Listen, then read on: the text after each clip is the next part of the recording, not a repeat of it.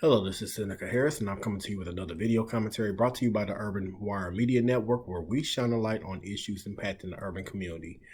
Today, it saddens me to come to you to discuss a tragic event that took place in El Paso, Texas over the weekend.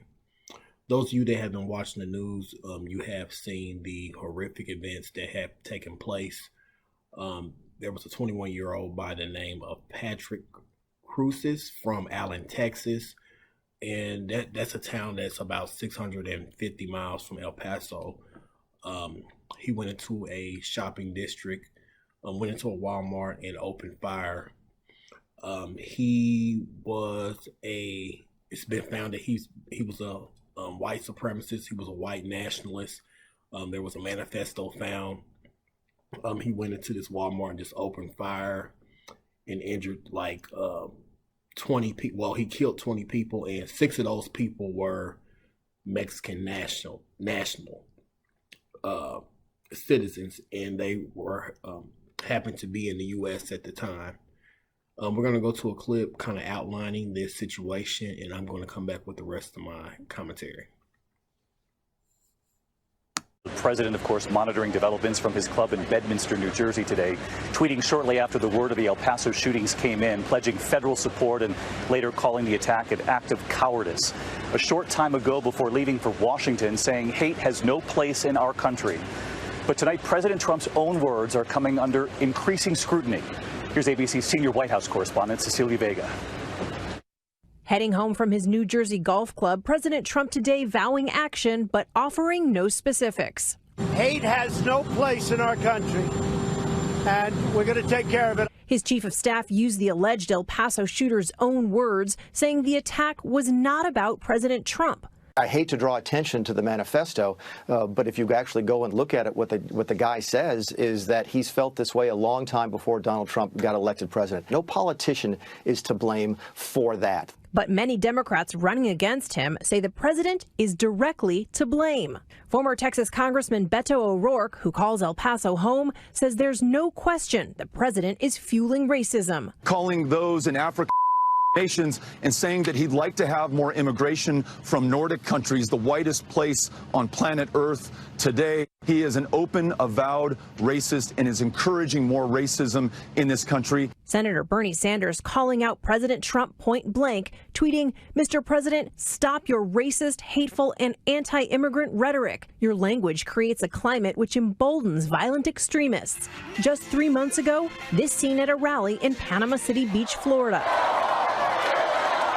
President Trump at first laughing when a supporter in the crowd suggested shooting immigrants. But how do you stop these people?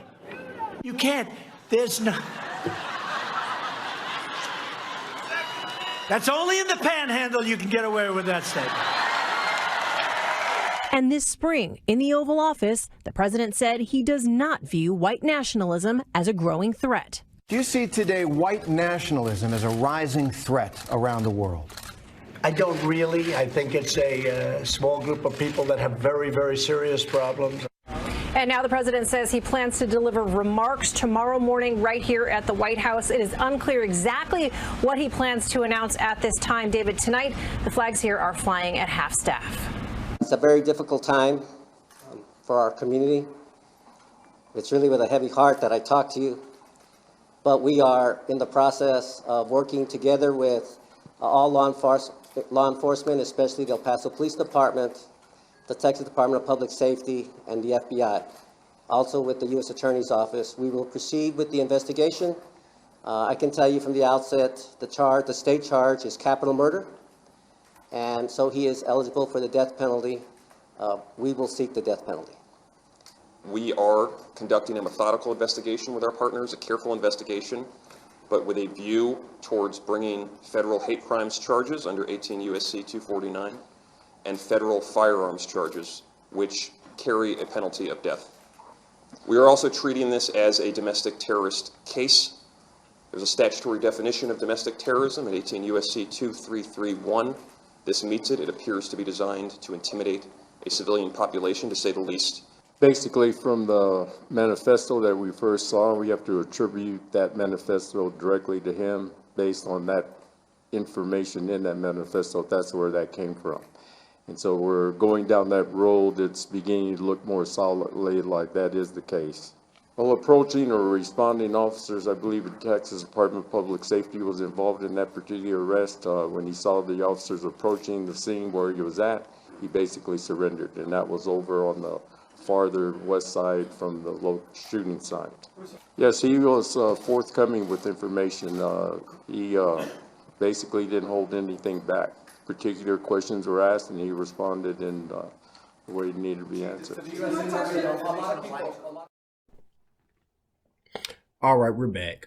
I want to first start off this commentary by saying a phrase that Ayanna Van Zandt, who is a motivational speaker, she often says on her show. And she says that we have to call a thing a thing. And in this case, we have to call this situation and this ongoing pandemic domestic terrorism. We have a huge problem in this country with domestic terrorism. The greatest national threat is not ISIS. It's not illegal immigration. And it's not even Pookie and Ray Ray on the corner. The greatest threat is domestic terrorism and white nationalists and extremists. And we currently have an administration that refuses to call a thing a thing. We have a president that has vowed allegiance to these white nationalists, and he is pretty much obligated to not speak against these people. Ever since, the beginning of his term, we've seen the situation with Charlottesville and Vegas and all that stuff, and I saw how he dealt with these situations, and when I first saw how he dealt with that, I just knew that he was pretty much trash. Like I kind of felt that he pretty much drew a line in the sand, and he pretty much made his position clear. You know what I'm saying? And I knew from that point this was not going to be the first or the last. It was going to be the first, but it was going to be many more domestic terrorist activity going on. You know what I'm saying? And it's just really sad that this president, he is pretty much bound by these groups of people that voted him into office, and he has sworn allegiance to these people, so he cannot speak against these people because he's more concerned about maintaining a position in office. You know what I'm saying? And we have to really talk about the issue of hatred in this country. Like, we have to really discuss that there is a group of people that have vowed an allegiance to spreading hatred, and and they will go at all lengths to carry out their message. You know what I'm saying? And it's just sad that we have an administration that refuses to address this issue.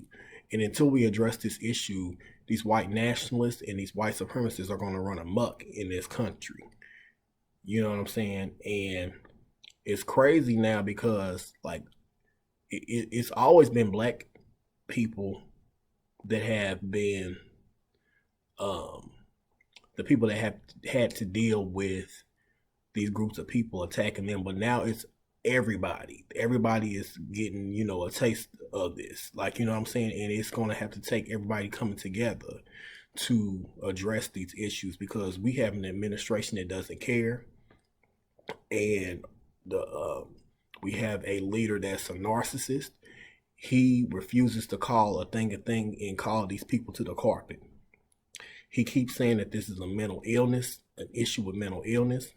He refuses to express the magnitude of this pandemic that's going on. And until he does that, I just have no respect for him. And I'm just going to say this flat out. He's a piece of shit. He's trash. Anybody that sits up here and justifies the killing of innocent people, it just says a lot about your character. Anybody that supports this administration, it says a lot about you, and it's just how I feel about it. This is my commentary. This is how I feel about it.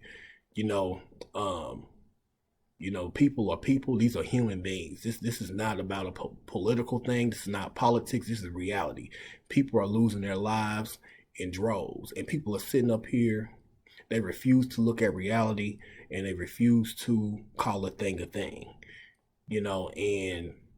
it's sad. Like, we had another incident on Sunday.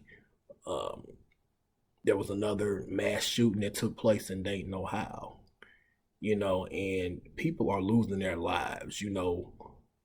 We have to really look at this from a realistic point of view, and more than ever, we have to get out here and vote in this next election. Not only on a national level, but we have to get involved locally, because that's where it starts. True enough, the national elections are important, but your local elections are even more important, because these are the elections that dictate your everyday life. So I just urge everybody to get out here, let your voice be heard, and don't just stop at vote. Go to your city, county meetings. You know what I'm saying? Get involved in your local government. Get involved in your community. You know what I'm saying? And it's going to take us coming together as a community to say, hey, enough is enough. We're not going to take a stand for this. And we're going to have to speak out. Hatred has no place. And, and if we are under leadership that won't even speak that message, then we're in a world of trouble. So I just wanted to do a quick commentary on this. I just want to know what you guys think. Do you think that the president is responsible for these white nationalists running amok? Do you think that he has fostered a culture of hate? And what can we do as a group of people? Do you think that voting and getting involved in your local government will solve the issue? So let me know what you think, and we will talk to you soon.